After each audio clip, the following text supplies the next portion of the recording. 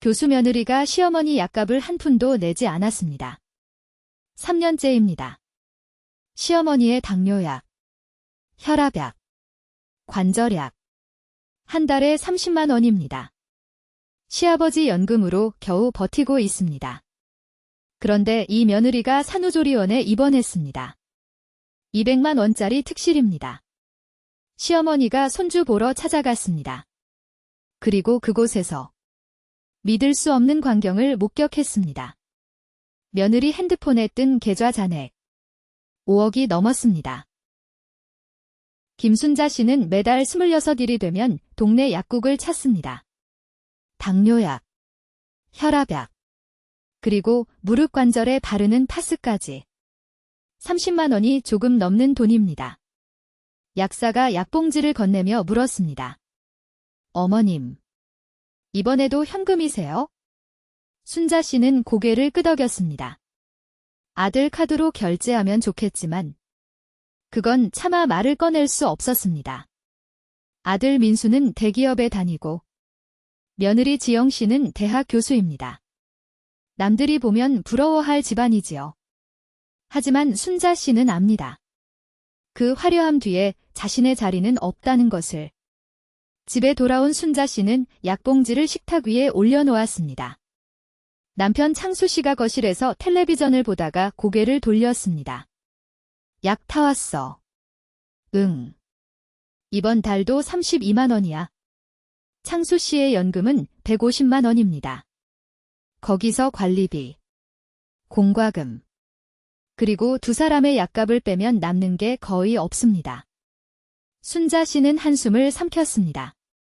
이런 의미 있는 이야기를 더 많이 전하고 싶습니다. 구독과 좋아요가 큰 힘이 됩니다.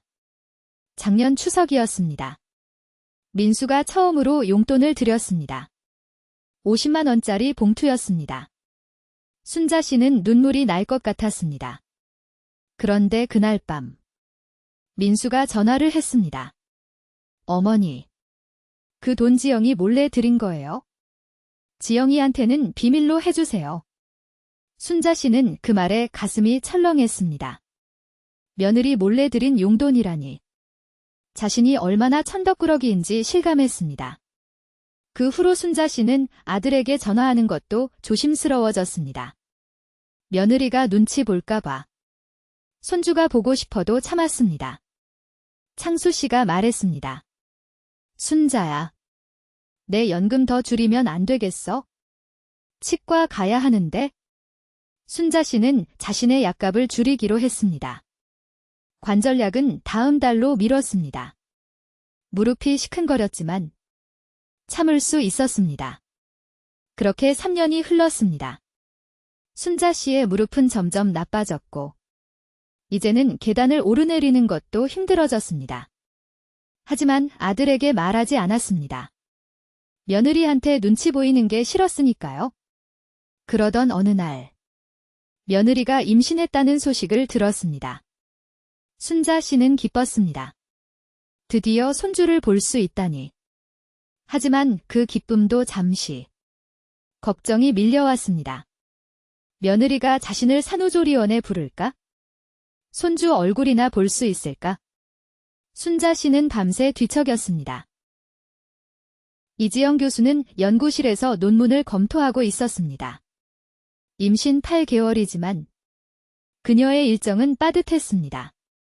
다음 달 학회 발표, 다음 학기 강의 준비, 그리고 연구 프로젝트 마감.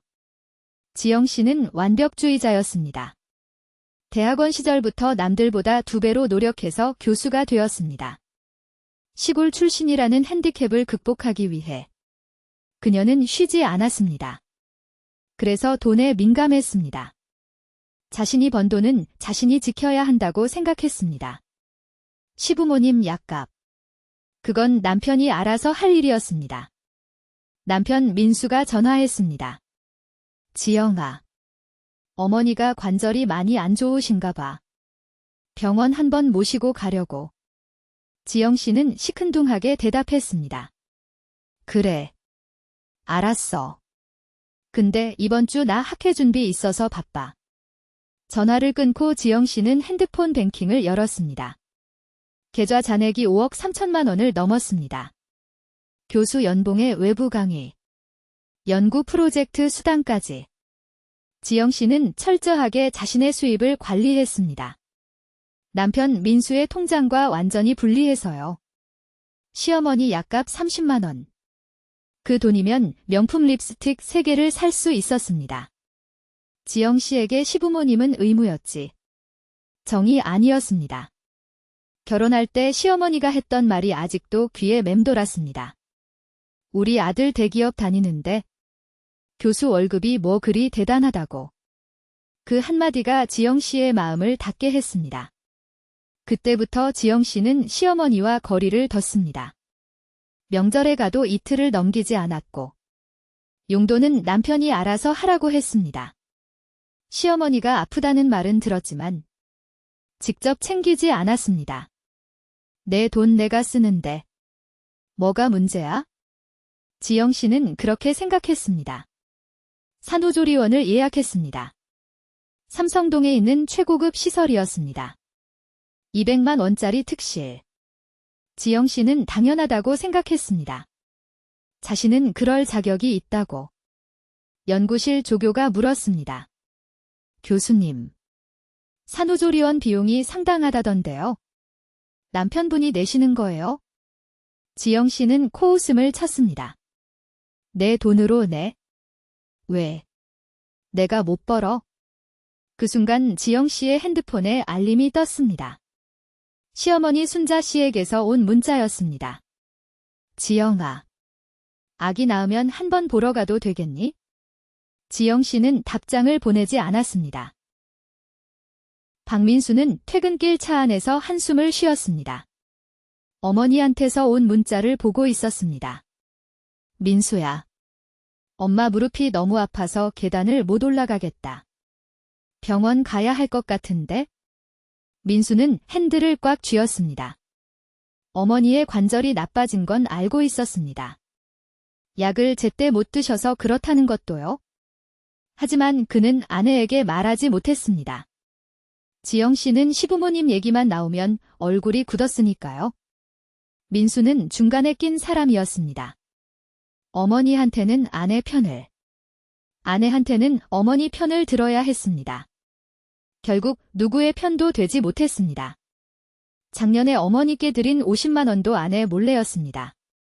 민수 자신의 비상금에서 빼낸 돈이었습니다. 그게 들키면 지영 씨가 뭐라고 할지 뻔했으니까요. 당신 부모님한테는 용돈 주면서 우리 애기 태교는? 민수는 그 말이 무서웠습니다. 차를 세우고 어머니에게 전화했습니다.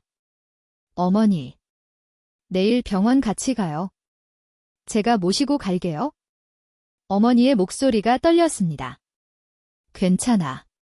민수야. 내 일 바쁜데 엄마 때문에 시간 뺏기면 안 되지. 민수는 울컥했습니다. 평생 자식 걱정만 하시는 어머니. 그 어머니의 약값도 제대로 못 드리는 자신이 한심했습니다. 전화를 끊고 민수는 계좌를 확인했습니다. 자신의 월급 통장에는 300만 원밖에 없었습니다. 집 대출금, 차 할부금, 그리고 생활비를 빼면 남는 게 없었습니다. 지영 씨의 수입은 별도였습니다. 결혼 전 약속대로 각자 번 돈은 각자 관리했습니다. 민수는 그 약속이 원망스러웠습니다. 아내는 5억이 넘는 돈을 가지고 있으면서 시어머니 약값 30만 원은 모른 척했으니까요. 하지만 민수는 말하지 못했습니다. 아내와 싸우는 게 두려웠습니다. 그 두려움이 어머니의 무릎보다 컸습니다. 민수는 자신이 비겁하다는 걸 알았습니다. 알면서도 바꾸지 못했습니다. 집에 도착하니 지영 씨가 소파에 앉아 있었습니다. 당신, 어디 갔다 왔어? 늦었네. 민수는 어머니 얘기를 하려다 입을 다물었습니다. 지영 씨의 배가 많이 불러 있었습니다. 지금은 아내의 기분을 맞춰야 할 때였습니다. 응. 야근했어. 내일 지영이 산후조리원 입원이지? 다 준비했어? 민수는 그렇게 또 하루를 넘겼습니다. 순자 씨는 산후조리원 앞에서 한참을 서 있었습니다. 삼성동에 있는 이곳은 건물부터 화려했습니다. 유리문 안으로 보이는 로비는 호텔 같았습니다. 순자 씨는 자신의 옷차림을 내려다보았습니다. 동대문에서 산 5만 원짜리 점퍼, 색이 바랜 검정 바지. 여기 오기 위해 최대한 깔끔하게 입었지만 그래도 초라했습니다. 손에는 시장에서 산 미역과 배를 들고 있었습니다. 손주한테 줄 작은 선물도요. 며느리한테 연락하지 않고 왔습니다. 연락해봤자 안 받을 게 뻔하니까요. 로비에 들어서니 직원이 다가왔습니다. 어머님, 어떻게 오셨어요? 순자 씨는 움츠러들었습니다. 며느리가 여기 있어서요. 이지영이요. 직원이 컴퓨터를 확인하더니 고개를 끄덕였습니다. 3층 VIP실이시네요. 안내해 드릴게요. VIP실. 그 말에 순자 씨는 가슴이 덜컥 내려앉았습니다. 얼마나 비싼 곳인 걸까? 엘리베이터를 타고 올라가면서 순자 씨는 벽에 붙은 가격표를 보았습니다. VIP 특실 사용료 1일 80만 원. 20일 기준 1680만 원. 순자 씨의 눈이 휘둥그레졌습니다. 자신이 3년간 쓴 약값을 합쳐도 2천만 원이 안 됩니다. 그 돈으로 며느리는 산후조리원 3주를 쓰는 것이었습니다. 3층에 도착하니 며느리 지영 씨가 침대에 누워 있었습니다. 아기가 옆에서 자고 있었습니다. 어머님. 지영 씨의 얼굴이 굳어졌습니다. 예고 없이 찾아온 시어머니가 반갑지 않은 게 역력했습니다. 순자 씨는 조심스럽게 들어갔습니다. 지영아. 아기 보러 왔어. 미역이랑 배 좀 사왔는데. 지영 씨는 대답 대신 핸드폰을 확인했습니다. 그 순간 순자 씨의 눈에 핸드폰 화면이 들어왔습니다. 뱅킹 앱이 열려 있었습니다. 잔액 5억 3,200만 원. 순자 씨는 숨이 막혔습니다. 5억이요. 5억. 자신이 평생 만져보지 못한 돈이었습니다. 그 돈이 며느리 계좌에 있었습니다. 그리고 자신은 30만 원 약값이 없어서 관절약을 끊었습니다. 순자 씨의 손이 떨렸습니다. 지영아. 내가 이렇게. 말이 나오지 않았습니다. 지영 씨가 핸드폰을 얼른 덮었습니다. 하지만 이미 늦었습니다. 시어머니의 눈이 화면을 본 것이었습니다. 어머님. 왜 그러세요? 지영 씨가 차갑게 물었습니다. 순자 씨는 그 말투에 참았던 감정이 터졌습니다. 지영아. 나 물어볼 게 있어? 목소리가 떨렸습니다. 내가 3년 동안 약값을 혼자 냈어. 당뇨약, 혈압약, 관절약. 한 달에 30만 원씩. 그거 알아? 지영 씨가 눈을 피했습니다. 그건 남편이 알아서 할 일이잖아요. 순자 씨의 눈에서 눈물이 흘렀습니다. 민수 월급으론 안 돼. 집 대출금. 차 할부금 내고 나면 남는 게 없어. 그래서 내가 관절약을 끊었어. 지영 씨는 아무 말도 하지 않았습니다. 순자 씨가 계속했습니다. 근데 너는 5억이 넘는 돈을 가지고 있으면서 시어머니 약값 30만 원은 아깝니?